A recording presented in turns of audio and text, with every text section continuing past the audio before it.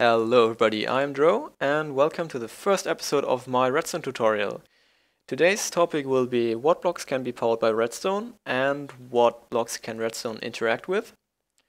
And in the next episode after that we're going to talk about the basics, torches, repeaters and comparators, and after that I will ask you to show you what you can do and help you a bit with that. So let's get into it. As you can see, we have two platforms today, inputs and outputs and power conducting blocks. And I'm gonna rush through these because they're quite boring and also self-explanatory. So if you feel like you can skip those, then there's an annotation on the screen because this part is way more important. But let's get into it. So the primary redstone's power source would be a torch or a redstone block, which just provide a constant output. Quite simple. After that we have two buttons, a stone one and a wooden one. The wooden one stays on slightly longer and it also reacts to arrows. So that's quite useful in some mini games, for example. Then we have four kinds of pressure plates that all react to players and mobs, but only three react to items. Now the difference between those is, if I chuck an item onto here, this gives a full length signal, which is 15. No signal can go longer than 15 blocks. And that's something that we're gonna discuss next episode a bit more. But these actually count entities on them. That means the amount of players or mobs or also items on them are counted. So that means if we throw another item onto here, it goes to 2. And the problem here is items group up. So you see, if I throw on more here, it doesn't count it as an entity. Maybe it will, but then they group up directly after that. So there are not many uses for that other than counting mobs basically and then shutting off a mob spawner so that you don't get too much lag. And I haven't seen them used anywhere else. So that's a bit unfortunate. Anyway, moving on, we have tripwire, which can be placed both on the ground and in mid-air. But if you use them, make sure you don't mix mid-air and on block because they don't connect. They also have a few other restrictions as to where they can be placed. So keep that in mind when you work with them. Then we have a daylight sensor, which pretty much does what it sounds like. It gives a full signal when it is day. When it is night, it gives no signal. And when it's dawn, it gives a bit of a signal. And then as the sun rises, the signal rises as well. Then we have the trap chest, which gives an output based on how many players access the chest. So that means one block of signal for one player. And this is often used in traps and can also interfere with some item sorting systems. So be careful with that. Then we have a detector rail, which detects if a minecart is on it or not. Pretty simple. So then we have a comparator, which in combination with any inventory, which is one of the blocks here, a chest, trap chest, furnace, dropper, dispenser, hopper, jukeboxes, this works a bit different, mine carts on top of detector rails. I often forgot to put the detector rail there, so make sure you have that when you try to use that. Furnaces, again, this works a bit different, a cauldron, and item frames as of 1.8 also work a bit different.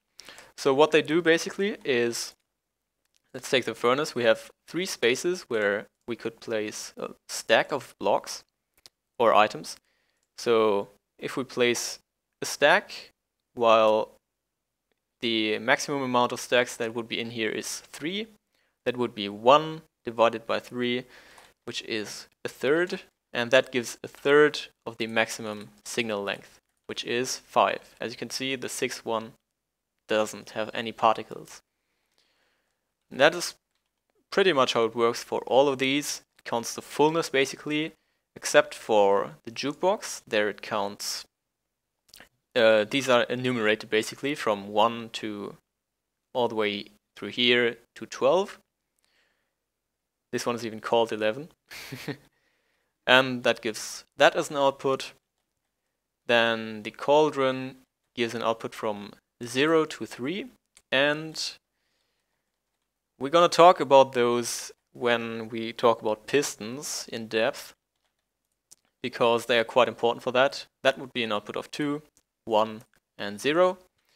And as of 1.8, we can also use the rotation of an item in an item frame as an input, because this one would be 1.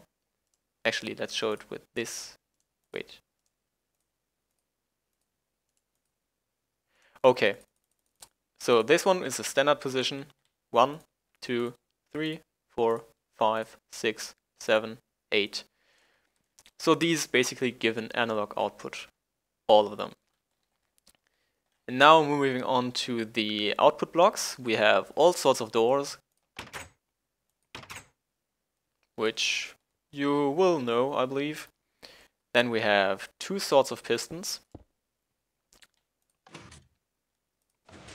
whereas one retracts the block that is attached to, and pistons can also push up to 12 blocks, but only the first one here will be retracted. Then we have dispensers and droppers. Other way around, this is a dropper, this is a dispenser. And yeah, you see the dispenser fires the arrow while the dropper only drops it. And dispensers do a bunch of different things, like, where's the arrow? Like placing water and sucking it back in again, equipping armor to players, bone meal crops, and, as I said, a bunch of different things. Then we have light and sound, which is also pretty simple. You can right click here to adjust the pitch.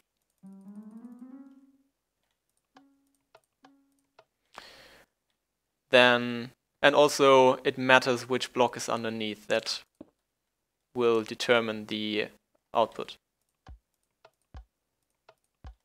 You might not hear it very well.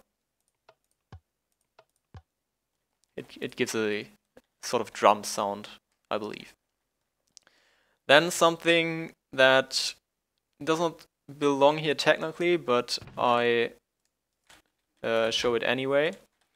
The item hopper, if powered, let me show that again.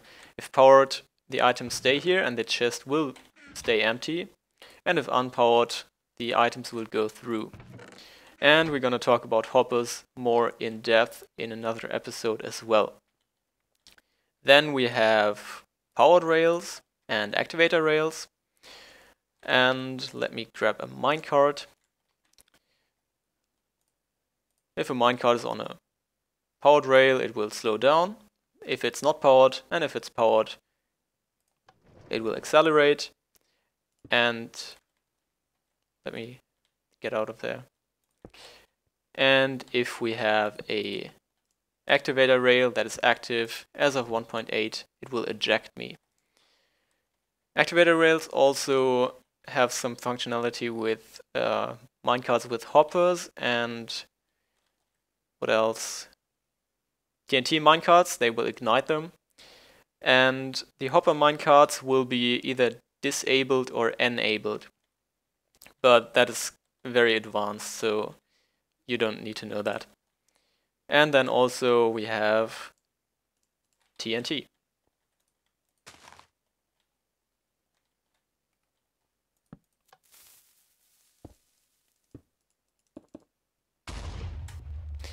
And quartz has a very, very low blast resistance. So let's get back to the second platform, because now comes the important part. What can we do to power output blocks? And we have two ways. This is quite simple, just run Redstone into it, and it works like a charm. But what we can also do is run Redstone into the block adjacent to it. As you can see, these are all next to this block, this one as well, and this one as well, and the piston up beneath here, behind here. As you see, they all work. What doesn't work though is if I place a lamp here, because it's not adjacent to this block here. But not all blocks have this functionality, and this is very important. Only blocks that are rendered as a cube and that you can't see through have this ability. There are two exceptions to this rule, so we're gonna take a look at that later. But I want to have you guess a bit here. So, as you can see, it works with a block that is rendered as a cube and you can't see through. Now, transparent has slightly different meaning, so I want you to call those solid and non-solid. Solid for those kind of blocks, and non-solid for the transparent and not cubic blocks. As you can see through those, so they don't conduct power. Packed ice is ice essentially, is it? Well, why don't we test it? It is different from ice. You can't see through, so you can power it. Then we have soul sand, which is, as some of you know, also a bit tricky. Let's have a look at my Y level here, 32. And it dips down when I walk onto it. So it doesn't behave like a full cube. But as you can see, there is no gap. So it is rendered as a full cube. That means it conducts power. Now these are quite simple. Have a guess? They don't conduct power, because they are not rendered as a cube. Then we have some other not rendered as a cube blocks. And then we have pistons, which look like a cube, right? And I can't see through them. But immediately when we power them, they are not a cube anymore. So that is why it doesn't conduct power. And this is a bit tricky. And you need to keep that in mind.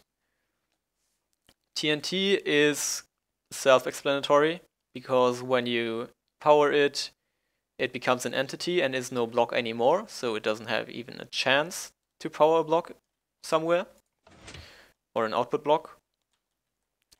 And then we come to the two exceptions.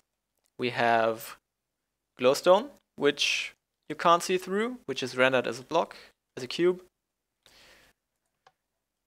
but it doesn't conduct power. So that's the first exception.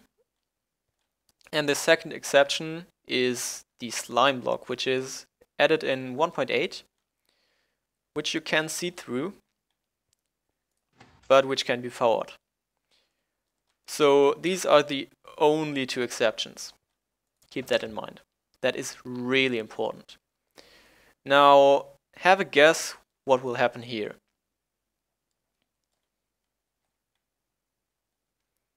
You can't see through them, and they are a full block, a full cube, so both will be powered. And having a functionality doesn't affect the block, the ability of the block to power other blocks.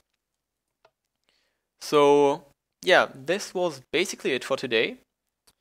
keep that rule in mind that only blocks that are rendered as a cube and that you can't see through, except these two, can power output blocks around them.